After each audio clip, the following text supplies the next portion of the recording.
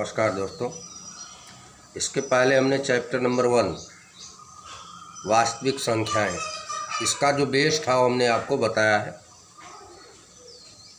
अब आप आ जाइए एक्सरसाइज 1.1। इसको हम सॉल्व करते हैं, इसके कुछ क्वेश्चन को। तो देखिए प्रश्नावली 1.1 का क्वेश्चन नंबर 1 है, यूक्लिड विभाजन एल्गोरिथम का प्रयोग करके मासा आपको ज्ञात करना है, महत्तम समापवर्तक आपको ज्ञात करना है। तो देखिए इसमें 135 और 225 का महत्तम समापवर्तक, 196 और 38,220 का, 867 और 255 का। ये देखिए पहले में 3 पार्ट दिया गया है, इसमें आपको इसका महत्तम समापवर्तक ज्ञात करना है। तो देखिए यहाँ पर हम पहला पार्ट हम बता दे रहे हैं, सेम इसी तरह से आप शेष दोनों पार्ट करेंगे। तो देखिए यहाँ पर 135 और 225 का मासा ज्ञात करने के लिए यहाँ पे देखिए 225 जो है वो 135 से बड़ा है। 225 135 से बड़ा है।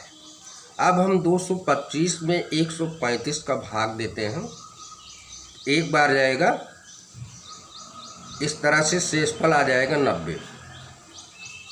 तो इसका मतलब हुआ भाज्य बराबर भाजक गुणे भागफल धन शेषफल, यानी 225 बराबर 135 गुणे 1 धन 90। यहाँ पर देखिए भाजक 135 और शेषफल 90 है। पुनः हम यूक्लिड विभाजन प्रमेयिका का प्रयोग करेंगे। यहाँ फिर देखिए 135 90 से ज़्यादा है। अब हम 135 में 90 से भाग देंगे, एक बार जाएगा, देखिए 90 आ गया। यहाँ पे शेषफल 45 आया। अब इसमें भी देखिए भाज्य बराबर भाजक गुणे भागफल धन शेषफल। तो यहाँ पर देखिए जो भाजक था वो 90 और शेषफल आपका आ गया 45। अब पुनः हम इसमें जो है यूक्लिड विभाजन प्रमेयिका का प्रयोग करेंगे। अब हम क्या करेंगे, भाजक में शेषफल का पुनः भाग देंगे। भाग देने पर देखिए 2 बार गया, शेषफल 0 आ गया। तो जब शेषफल 0 आ जाएगा तो जिस जो है जब शेषफल 0 आ जाएगा तो यहाँ पर देखिए हमने 45 से भाग दिया तो शेषफल 0 आ गया। तो इसका मतलब 135 और 225 का मासा हो गया, महत्तम समापवर्तक हो गया 45। तो इस तरह से यहाँ पर जो भाजक होता है, जिस भाजक से शेषफल 0 आ जाता है, वही भाजक दिए गए संख्याओं का महत्तम समापवर्तक होता है। यहाँ पर देखिए 45 से हमने 90 में भाग दिया, 2 आया, शेषफल 0 आ गया। अब ये जो 45 है, यही 45 135 और 225 का महत्तम समापवर्तक होगा। इस तरह से यूक्लिड विभाजन प्रमेयिका के माध्यम से हम महत्तम समापवर्तक ज्ञात करते हैं। तो आप बाकी दोनों पार्ट को आप खुद करिएगा, सेम यही तरीका है। अब आप आ जाइए अगले पॉइंट पर आ जाइए। अगला क्वेश्चन आपका है क्वेश्चन नंबर 2, प्रश्नावली 1.1 का ही क्वेश्चन नंबर 2 है। अब देखिए क्वेश्चन नंबर 2 में यहाँ पे कहा जा रहा है, दिखाइए कि कोई धनात्मक विषम पूर्णांक 6q+1 या 6q+3 या 6q+5 के रूप का होता है, जबकि q कोई पूर्णांक है। तो यहाँ पर देखिए हमने बेस में बताया है यूक्लिड विभाजन प्रमेयिका में कि यदि a और b कोई धनात्मक पूर्णांक हों तथा q r इस प्रकार हो कि a = bq+r, यही यूक्लिड विभाजन प्रमेयिका है। भाज्य = भाजक गुणे भागफल धन शेषफल। तो देखिए शेषफल सदैव जो है भाजक से छोटा होगा और 0 के बराबर और 0 से बड़ा होगा। ये यूक्लिड विभाजन प्रमेय क्या है। तो देखिए यहाँ पर यूक्लिड विभाजन प्रमेय से हमने देखिए b = 6 रख दिया। इसी में हम b = b³ प्लस r में हमने b की वैल्यू 6 रख दिया। तो हमको क्या मिला ये संबंध a = 6³ प्लस r। अब देखिए यहाँ पर ये आपका भाजक है, ये r आपका शेषफल है, 6 भाजक और r शेषफल है। तो r की वैल्यू क्या होगी 0 के बराबर या 0 से बड़ी और 6 से छोटी। इसका मतलब हम r की वैल्यू 1 2 3 4 5 में से सभी वैल्यू में से कोई वैल्यू हम रख सकते हैं। तो आइए देखते हैं, हम ये सभी वैल्यू रखते हैं संबंध इसमें। तो देखो r = 0 जब हम रखेंगे तो देखिए a = 6³ प्लस r है। r के स्थान पर जब यहाँ हम 0 रख देंगे a = क्या आ जाएगा 6³ प्लस 0 यानी आ जाएगा केवल 6³ a = क्या आ गया 6³ और ये जो है जो a = 6³ आया ये 2 से विभाज्य है, 2 से पूरा ये विभाजित हो जाएगा। अब देखिए r = हमने 1 रखा, जब r की वैल्यू इसमें हम 1 रखेंगे तो a = क्या आ जाएगा 6³ प्लस 1 6³ प्लस 1 जो कि ये 2 से विभाज्य नहीं होगा। अब r = हम रखते हैं तो a = क्या आ जाएगा 6³ प्लस 2, r के स्थान पे 2 आ जाएगा 6³ प्लस 2। अब देखिए 6³ प्लस 2 ये 2 से विभाजित हो जाएगा। फिर r = हम 3 रखते हैं, a = क्या आ जाएगा 6³ प्लस 3, ये 2 से विभाजित नहीं होगा, 6³ प्लस 3 2 से विभाजित नहीं होगा। अब r = हम 4 रखते हैं, a = क्या आ जाएगा 6³ प्लस 4, ये 2 से विभाजित हो जाएगा।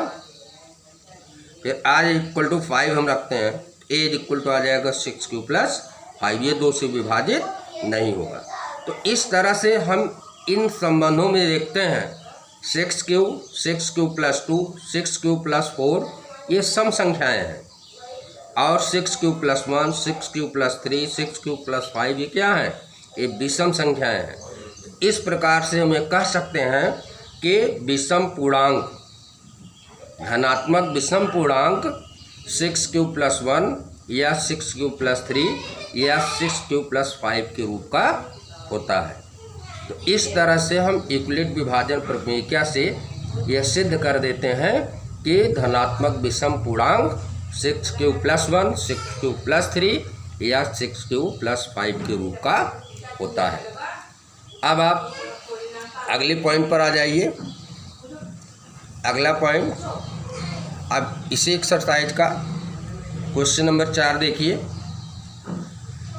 क्वेश्चन नंबर 4 क्या है, यूक्लिड विभाजन प्रमेय का प्रयोग करके दिखाना है कि धनात्मक पूर्णांक का वर्ग किसी पूर्णांक m के लिए 3m या 3m प्लस 1 के रूप में होता है। आपको दिखाना है कि धनात्मक पूर्णांक का वर्ग किसी पूर्णांक m के लिए 3m या 3m प्लस 1 के रूप का होता है। तो आइए देखते हैं इसको। देखिए यूक्लिड विभाजन प्रमेय क्या, a = b³ प्लस r, जहाँ पर r की वैल्यू 0 के बराबर 0 से बड़ी और b से छोटी होगी। अब देखिए इस संबंध में a = b³ प्लस r में हम b = 3 रखते हैं तो हमको मिलता है a = 3³ प्लस r। अब देखिए यहाँ पर ये भाजक है 3, r शेषफल है, तो r की वैल्यू क्या होगी 0 के बराबर और 0 से बड़ी या भाजक से छोटी यानी 3 से छोटी। तो कहने का मतलब हम r की वैल्यू 0 1 2 रख सकते हैं। आइए देखते हैं, हम r = 0 हम इस संबंध में रखते हैं। देखिए r = 0 तो a = क्या मिला 3³ प्लस 0 यानी 3³ मिल गया। जब हम इसके दोनों पक्षों का वर्ग करेंगे a² क्या आ जाएगा 3³ का होल स्क्वायर मीन्स 9³ और 9³ को हम लिख देते हैं = 3m और m को हम किसके इक्वल मान लिए 3³ के। 3³ के स्थान पर हम m रखेंगे ए स्क्वायर इज इक्वल टू क्या आ जाएगा 3m आ जाएगा। अब r इज इक्वल टू 1 रखते हैं इस संबंध में, ए इज इक्वल टू क्या मिल जाएगा 3q प्लस 1, r के स्थान पे यहाँ 1 आ गया, a is equal to 3q plus 1। अब हम इसके दोनों पक्षों का जब वर्क करते हैं तो यहाँ ए स्क्वायर आ गया, यहाँ 3q प्लस 1 का होल स्क्वायर किए आ गया 9q square plus 6q plus 1। अब देखिए यहाँ पर हम इन दोनों पदों में 3 कॉमन ले लिए, 3 कॉमन लिए तो आ गया 3q square plus 2q plus 1। अब इसको हम लिख दिए 3m प्लस 1 और हमने मान लिया 3q square plus 2q is equal to m के बराबर है। तो ये मिल गया क्या संबंध, ए स्क्वायर इज इक्वल टू मिल गया 3m प्लस 1। अब r इज इक्वल टू हम इसी में 2 रखते हैं, तो r इज इक्वल टू रखेंगे तो क्या मिल जाएगा, a is equal to 3q plus 2। अब इसके हम दोनों पक्षों का वर्क करते हैं तो ए स्क्वायर इज इक्वल टू क्या मिल गया 3q प्लस 2 का होल स्क्वायर, यानी 9q square plus 12q plus 4। अब देखिए इस 4 को हमने 3 प्लस 1 लिख दिया और इन तीनों पदों में हम 3 कॉमन ले लिए, हमको क्या मिला, इसको हम लिख दिए 3m प्लस 1, जहाँ पर हमने 3q square plus q plus 1 को हमने m के बराबर मान लिया। तो इस तरह से हम ये कह सकते हैं कि किसी धनात्मक पूर्णांक का वर्ग किसी पूर्णांक m के लिए 3m या 3m प्लस 1 के रूप का होता है। इस तरह से हमारा ये प्रूव हो जाएगा। अब आप चलिए